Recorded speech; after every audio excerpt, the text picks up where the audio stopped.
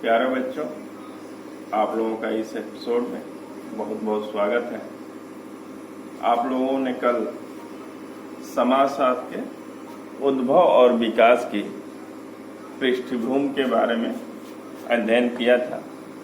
आज उसी का फिर विस्तार रूप में देखेंगे कि समाजशास्त्र का एक्चुअली डेवलपमेंट कैसे हुआ। तो यूरोप में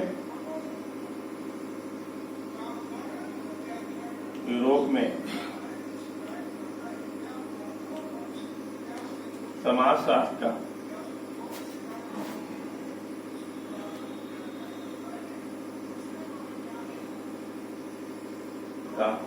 उद्भव एवं और विकास।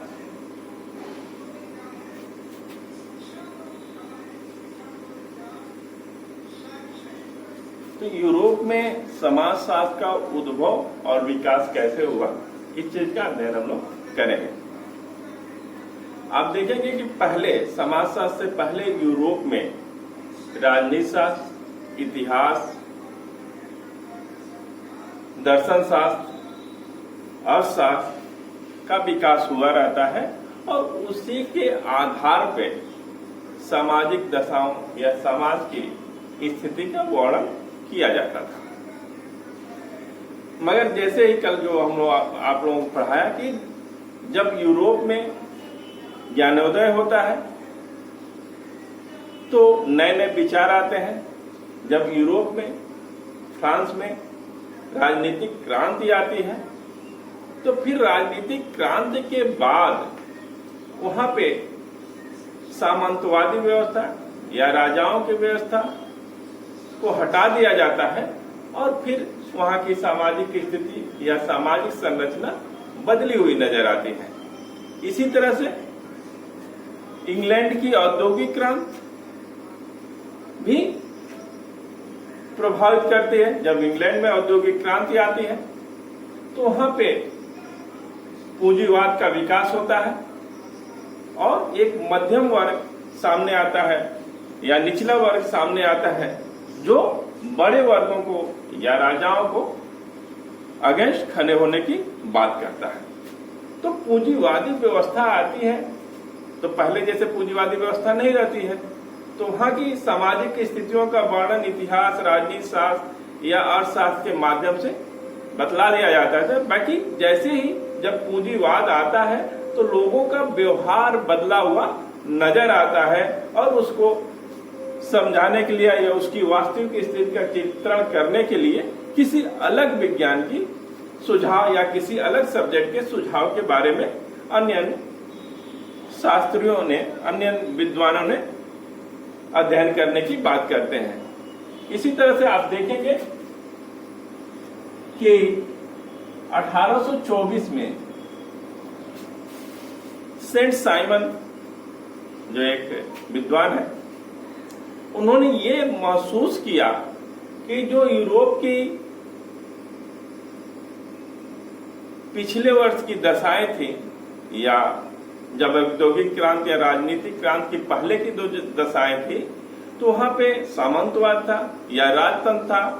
तो उस स्थिति और आज की औद्योगिक क्रांति के बाद से और फ्रांस की क्रांति के बाद से जो स्थिति बदलती है तो उसका चित्रण करने के लिए, उसकी वास्तविक स्थिति को समझने के लिए किसी अलग विज्ञान की आवश्यकता की महसूस करते हैं।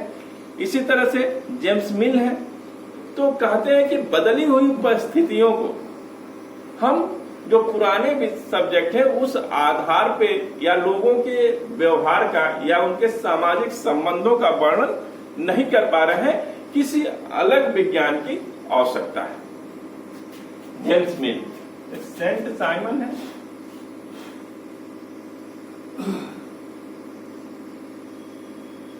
सेंट साइमन जो 1824 ईस्वी में ये जब भौगोलिक दशाएं या वहां सामाजिक दशाएं जब यूरोप की बदलती हैं, जब पूंजीवाद आता है, उस आधार पे लोगों का जब वर्णन करने की बात आती है, उनको समझने की बात आती है, तो कहते हैं किसी नए विषय की आवश्यकता है जिसके द्वारा लोगों के व्यवहारों का वर्णन या उनके वस्तुस्थिति का वर्णन किया जा सके।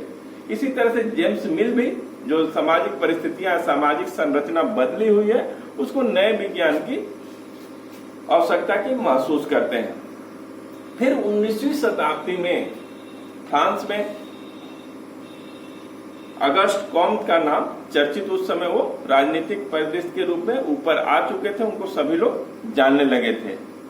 तो वो सेंट साइमन और जेम्स मिल्स दोनों के विचारों का अध्ययन किया और उन्होंने सोचा कि समाज की प्रगति और व्यवस्था को बनाने के लिए किसी नए विज्ञान की आवश्यकता है जो समाज की सामाजिक संरचना को अच्छे तरह से व्याख्यायित कर सके या उसको समझ सके, समाज को प्रगति और व्यवस्था के रूप में समझ सके।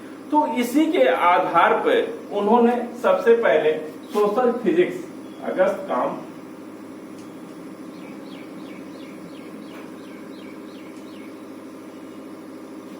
सोशल फिजिक्स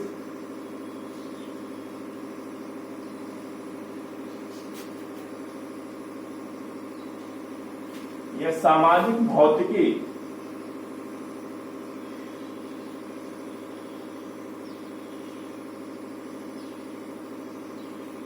विषय की चर्चा की। तो सामाजिक भौतिकी, सबसे पहले कि सामाजिक भौतिकी के द्वारा समाज को समझा जाए, मगर विभिन्न विद्वानों की टिप्पणी के कारण इन्होंने 1838 में एक ऐसे विज्ञान की चर्चा की जो समाज को व्यवस्थित रूप से समझ सके और उसका नाम उन्होंने समाजशास्त्र रखा। समाज शास्त्र रखा, सोशियोलॉजी, जो समाज का सोशियोलॉजी वो सब्जेक्ट है जो समाज का व्यवस्थित अध्ययन करता है। ये अगस्त कॉम्ट ने समाज को समझने के लिए सोशियोलॉजी सब्जेक्ट का नाम रखा, इसीलिए क्योंकि समाजशास्त्र के संस्थापक कहे जाते थे, फादर ऑफ सोशियोलॉजी भी इनको कहा जाता है। इन्होंने समाज को व्यवस्थित रूप से समझने के लिए, सामाजिक संरचना को समझने के लिए, समाज की व्यवस्था को समझने के लिए, समाज की प्रगति को समझने के लिए जिस पद्धति की चर्चा करते हैं वो प्रत्यक्षवाद है। कि प्रत्यक्षवाद के माध्यम से समाज की सामाजिक संरचना, समाज की वस्तुस्थिति, समाज की संरचना, समाज की वस्तुस्थिति, समाज की बदलती हुई परिस्थिति, समाज की प्रगति और समाज की व्यवस्था को समझने के लिए प्रत्यक्षवाद नामक पद्धति का वो इस्तेमाल करते हैं, जिसके द्वारा समाज को समझना है। प्रत्यक्षवाद से मतलब यह है कि जो घटनाएं जैसी दिखलाई दे रही हैं उसका उसी के रूप में वर्णन किया जाए। क्योंकि ये अगस्त कॉम्ट समाजशास्त्र को विज्ञान के रूप में लेते हैं, उन्होंने अवलोकन,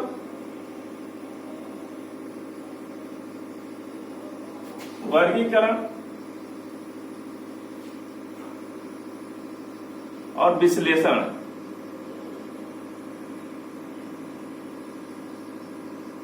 के माध्यम से अवलोकन, वर्गीकरण और विश्लेषण के माध्यम से सामाजिक स्थितियों को वर्णन करते हैं। सामाजिक, इसमें मेन फोकस इनका समाज की जो व्यवस्था है, समाज की प्रगति है।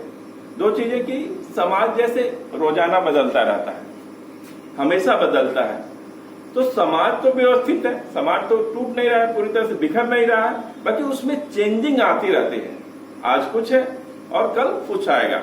ये संबंधों के रूप में दिखलाई देता है कि कृषक समाज कैसा था, उसकी स्थिति कैसी थी, जनजातीय समाज कैसा था, उसकी स्थिति कैसी थी, फिर आप औद्योगिक समाज में आएंगे तो उसकी स्थिति कैसी है, फिर उत्तर औद्योगिक समाज में आएंगे तो उसकी स्थिति कैसी, किस रूप में दिखलाई देते हैं। व्यक्ति तो वही रहता है, उसके संबंध किस तरह से बदलते हैं, उसकी आवश्यकताएं किस तरह से बदलती हैं, ये सारे के सारे उसके संबंध के रूप में दिखलाई देते हैं। फिर इसके आगे फिर स्पेंसर, हर्बर्ट स्पेंसर है।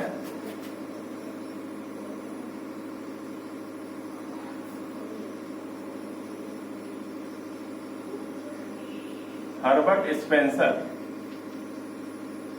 ने सोशियोलॉजी नामक पुस्तक लिखी। सबसे पहले इनकी सोशियोलॉजी ये पुस्तक है, बाकी सोशियोलॉजी जो विषय के रूप में अगस्त कांट को जाना जाता है, बाकी सबसे पहले सोशियोलॉजी नाम की पुस्तक हर्बर्ट स्पेंसर ने निकाली थी। तो इन्होंने समाज को समझने के लिए सोशियोलॉजी नामक पुस्तक निकाली और इसके आधार पे जिस तरह से प्राकृतिक घटनाएं घटती हैं उसी तरह से सामाजिक घटनाएं भी घटती हैं। प्राकृतिक घटनाएं घटने का मतलब ये कि जो प्राकृतिक घटनाएं आप देखते हैं, अगर प्रकाश संश्लेषण की क्रिया हो रही है तो उसको हम प्रयोग के आधार पे सिद्ध कर सकते हैं। उसी तरह से आपको कई बार मैंने इससे प्रयोग मानो फोटोसिंथेसिस या प्रकाश संश्लेषण की क्रिया है तो किस तरह से पौधे कार्बन डाइऑक्साइड लेते हैं सूर्य के प्रकाश की स्थिति में और ऑक्सीजन किस तरह से छोड़ते हैं, ये प्रयोग के आधार पे सिद्ध करके दिखलाया जा सकता है।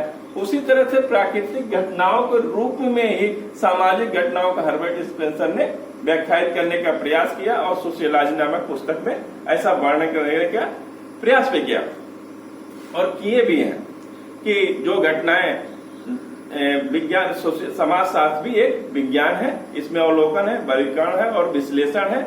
इसमें तर्क के आधार पर नहीं, प्रयोगशालाओं के आधार पे ही यहाँ पे जो भी वर्णन होता है वो दिखलाई देता है। इसके आगे और वैज्ञानिक रूप देने के लिए दुर्खीम ने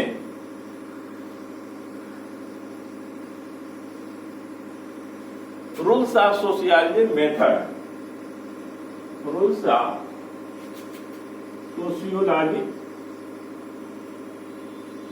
मेथड नामक पुस्तक निकाला और समाजशास्त्र को विज्ञान के रूप में या वैज्ञानिक पद्धति रूप में देने का प्रयास किया। और इसके आगे रूल्स ऑफ सोशियोलॉजी मेथड के आगे और भी सारे समाजशास्त्रियों ने अन्य तरह से उसके व्याख्या करने के रूप दिए, जिसमें है टॉनिज है, बीरकांत है। मार्क्स ने भी समाजशास्त्र को अर्थ के आधार पे या लोगों की स्थिति को अर्थ के आधार पे व्याख्यायित करने का प्रयास किया है। इसके बाद से आप देखेंगे कि कांट की स्थिति के बाद ये सारे जो जितने लोग चर्चा हुए तो सबसे ज्यादा आप अगर प्रगति देखेंगे तो अमेरिका में दिखलाया जाता है कि अमेरिका की भी स्थितियां, वहां की स्थितियां बदलती हुई जैसे सबसे पहले येल विश्वविद्यालय में समाजशास्त्र की स्थापना होती है अमेरिका में। तो वहां के जो भी समाजशास्त्री हैं, बर्गेस हैं, पार्क हैं, इसी तरह से अन्य लोग भी, पार्सन है, सदरलैंड है, तो समाजशास्त्र का उद्भव वहां भी अमेरिका में भी 7 साल चलता है। वहां बहुत तेजी से डेवलप होता है और आज भी जो समाजशास्त्र की स्थिति है तो अमेरिकन सोशियोलॉजिस्ट आज भी ऊपर की श्रेणी में अपना नाम दर्ज कराते हैं। तो आज का क्लास यहीं तक, धन्यवाद।